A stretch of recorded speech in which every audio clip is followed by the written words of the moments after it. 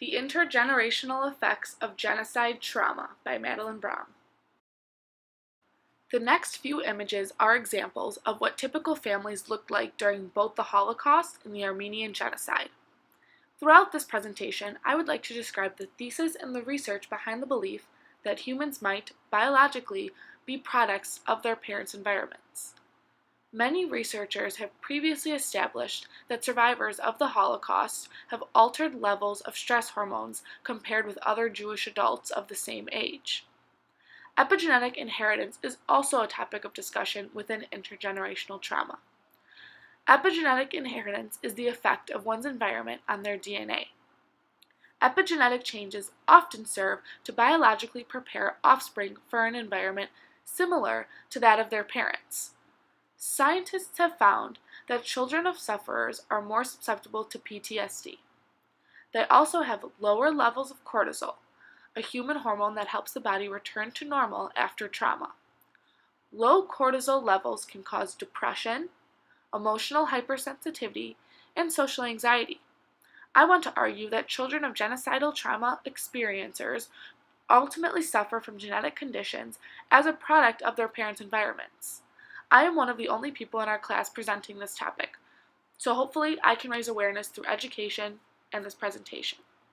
I will pull facts from research, medical journals, and theses, in addition to real-life accounts. Some of the main and more successful research I found about intergenerational trauma from genocide was through the International Journal of Epidemiology. Studies about intergenerational trauma from genocide were conducted in 7 countries: Australia, Canada, Italy, Israel, Norway, Rwanda, and the USA over the past 7 decades, using the Genocide Studies Quality Assessment Tool. Specifically, researchers focused on survivors, children of survivors, and grandchildren of survivors from the Holocaust, the Cambodian Genocide, the Rwandan Genocide, the Armenian Genocide, and Argentinian prison babies. Most importantly, their research solidified the idea that there is intergenerational trauma within Holocaust survivors, their children, and their grandchildren. Next, I will speak on the potential possibilities of the spread of intergenerational trauma throughout families. Later, you will see real-life accounts. There are 4 potential possibilities of the spread of intergenerational trauma.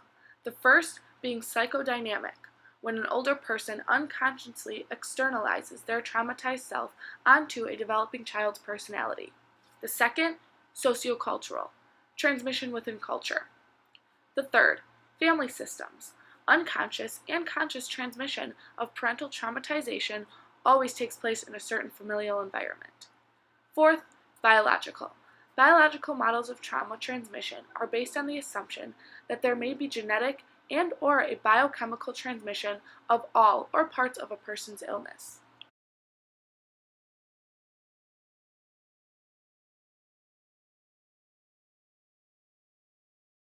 I think every kid kind of absorbs family history by osmosis.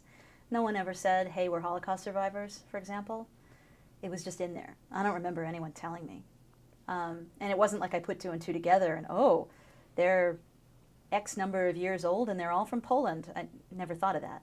We just knew. But by the time I was around, they didn't really want to talk about it.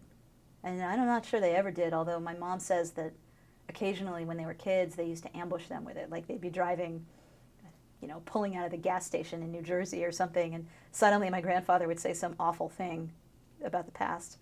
But this is Anoush Tertalian, granddaughter of an Armenian genocide survivor. Anoush's grandmother and other family members never spoke of her past as a sex slave during the genocide, but Anoush didn't learn of the possibility of intergenerational trauma until college. At 66, Anoush is still looking to understand herself. Although she experiences PTSD from her experiences with her grandmother, she said she had felt symptoms of intergenerational trauma from before learning of her grandmother's past. It consoled her to learn about the specific evidence of intergenerational trauma. It's good they're investigating this at this level, she said. In my DNA, I have that strength and I have that pain, she said. I can emotionally be withdrawn.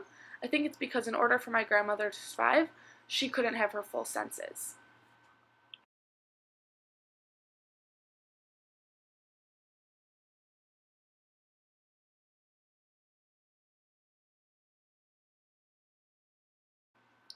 My last real-life account is about Rabbi David Niederman. He grew up in Brooklyn, New York, and he always felt different from other children. 3 of Niederman's siblings were killed during the Holocaust. He remembered his mother lighting candles and crying on certain anniversaries, but his parents never spoke of the past. It was a wound they didn't want to open, he said. They always tried to put on a happy face for me. Still, I grew up with fear.